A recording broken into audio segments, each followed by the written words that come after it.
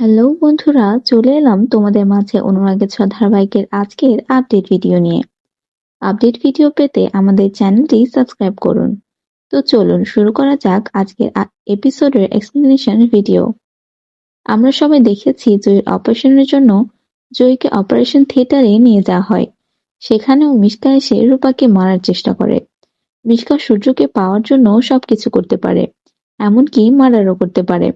যখনই মিশকা রূপার ক্ষতি করতে যাচ্ছিল ঠিক তখনই দীপা এসে মিশকাকে ধরে ফেলে আর তাকে আটকানোর চেষ্টা করে।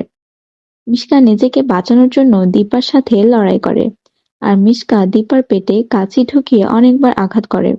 এরপরে সে ওখান থেকে পালিয়ে চলে যায়, আর সেখানে সূর্য এসে দীপাকে বাঁচায়, তাকে ওই হসপিটালে ভর্তি করায়।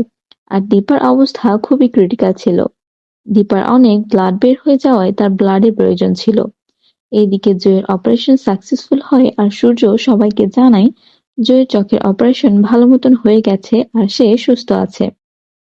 কিন্তু তখনই ডক্টর এসে সবাইকে বলে দীপা রেসপন্স করেছে এবং তার ব্লাডের প্রয়োজন। তারপর সূর্য আর সাক্ষীরা যখন ব্লাড নিতে যাবে ঠিক তখনই পুলিশ এসে জেরা করার জন্য, যে কে দীপাকে এভাবে মার্ডার করার চেষ্টা করেছিল, তাও আবার হসপিটালের মধ্যে।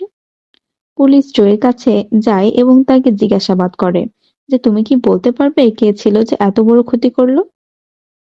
জয়ী ভয়ে কিছুই বলেনি, শুধু বলে না আমি বুঝতে পারিনি, কিন্তু এটা বুঝতে পেরেছিলাম যে কেউ মায়ের সঙ্গে লড়াই করছিল। এরপরে তারা সেখান থেকে চলে যায়, আর তারপর সূর্য দীপার জন্য ব্লাড সংগ্রহ করে নিয়ে আসে। এইদিকে রূপার চোখের ব্যান্ডেজ খোলা হয়। তখন রূপা বলে তার মাকে সে প্রথম দেখতে চায়, তাই তাকে তার মায়ের কাছে নিয়ে যাওয়ার জন্য নার্স হুইলচেয়ারে বসায়। তারপর তাকে সবার সামনে নিয়ে যাওয়া হয়। জয়ীকে দেখে সবাই অনেক খুশি হয়। তারপরে রূপা যখন বলে তার মা দীপাকে সে প্রথম দেখতে চায়, তখন সূর্য তাকে নিয়ে যাওয়ার জন্য হুইলচেয়ার থেকে উঠায়, আর তাকে ধরে নিয়ে যেতে সোনা ও সূর্যের সঙ্গে যায়। সূর্য, সোনা এবং রূপাকে নিয়ে দীপার কাছে যায়। দীপা রূপাকে দেখে রূপা বলে ডেকে ওঠে। তখনই রূপা একটা খেয়ালের মধ্যে চলে যায়। তার মনে হয় সে সবকিছু বলে দিয়েছে তার মা বাবাকে যে সেই রূপা, তাদের মেয়ে রূপা। তখনই মিশকা এসে দীপাকে গুলি করে আর সেখানেই মারা যায় দীপা। তখনই রূপা সেখানে চিৎকার দিয়ে ওঠে আর সূর্যকে বলে কে যেন গুলি করলো।